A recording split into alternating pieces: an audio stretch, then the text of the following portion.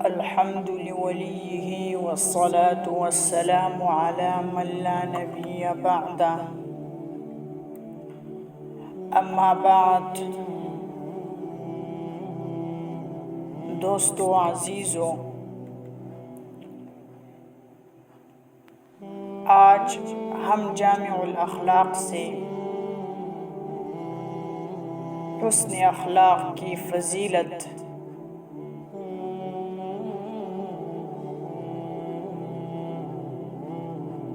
حضرت عائشہ رضی اللہ عنہا سے روایت ہے کہ حضور اقدس صلی اللہ علیہ وسلم نے فرمایا کہ بلا شبہ مومن بندہ اپنے اچھے اخلاق کی وجہ سے راتوں رات نماز میں کھڑے رہنے والی اور دن بھر روزہ رکھنے والی کا آدمی کا درجہ پا لیتا ہے۔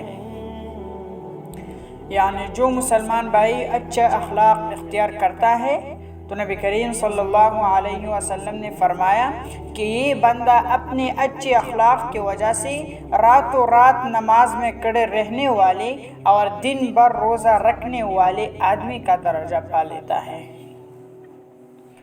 اسی طرح حضرت ابو درداء رضی اللہ عنہ سے روایت ہے کہ ارشاد فرمایا رسول اللہ صلی اللہ علیہ وسلم نے کہ بلا شبہ قیامت کے دن مومن کی ترازو میں جو چیزیں رکھے جائیں گے ان میں سب سے زیادہ بھاری اچھے اخلاق ہوں گے، اور بلا شبہ اللہ تعالی فحش گو اور بد زبان سے بغض رکھتے ہیں۔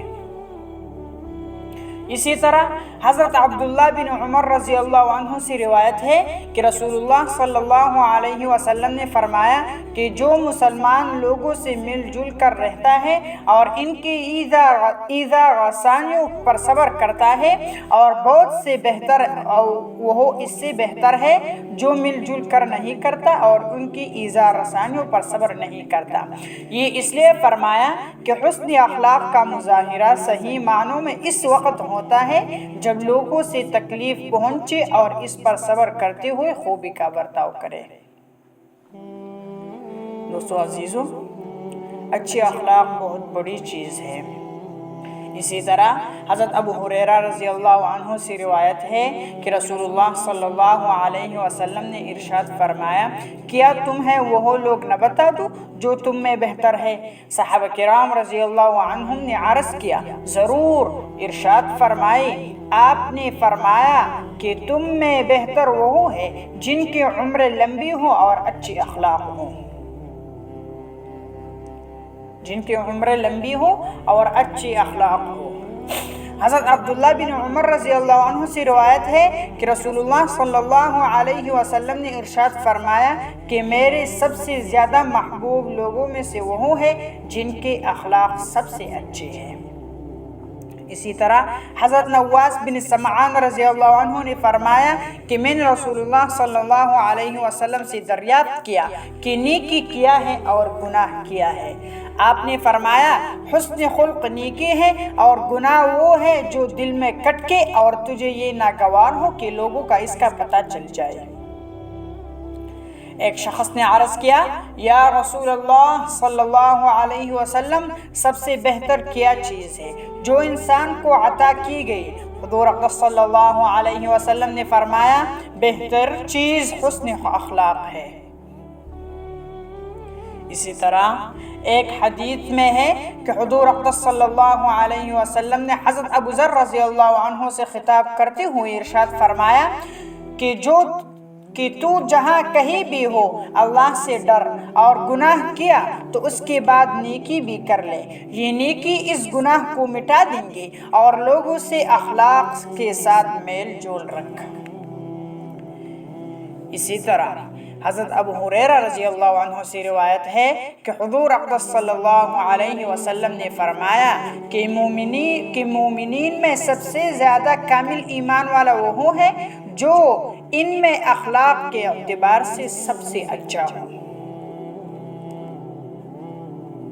دوستو بزرگوں، اسی طرح حضرت معاذ رضی اللہ عنہ اور ابو موسیٰ رضی اللہ عنہما جب رسول اللہ صلی اللہ علیہ وسلم نے یمن کا عامل بنا کر بھیجا تو وصیت فرمائی کہ لوگوں کے ساتھ آنی کا برتاؤ کیجیے، کہ لوگوں کے ساتھ آسانی کا برتاؤ کیجیے اور سختی سے پیش نہ آؤ اور ان کی خوش خبریں سناؤ اور نفرت نہ پھیلاؤ، آپس میں متفق رہو، اختلاف نہ رکھو۔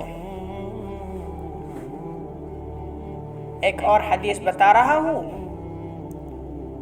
حضرت معاذ رضی اللہ عنہ فرماتے ہیں کہ میں نے جب یمن جانے کے لیے رکاب میں قدم رکھا تو رسول اللہ صلی اللہ علیہ وسلم نے مجھ کو آخری وصیت یہ فرمائی، معاذ لوگوں سے خوش خلقی کے ساتھ پیش آنا۔ حضرت عائشہ رضی اللہ عنہ فرماتے ہیں کہ رسول خدا صلی اللہ علیہ وسلم یہ دعا کرتی تھی، اللہم حسنت خلقی فاحسن خلقی، اے اللہ تو میری صورت اچھی بنائے اور میرے اخلاق بھی اچھی کر دے۔ حسن اخلاق کا مفہوم بہت وسیع ہے۔ ہم چند احادیث کا ترجمہ میں نے آپ کو بتا دیا جن سے اخلاق حسنہ کے اصول معلوم ہوں گے۔ انشاءاللہ العزیز یہ سلسلہ جاری رہے گا، آپ ہمارے ساتھ رہیے۔ وما علینا الا البلاغ۔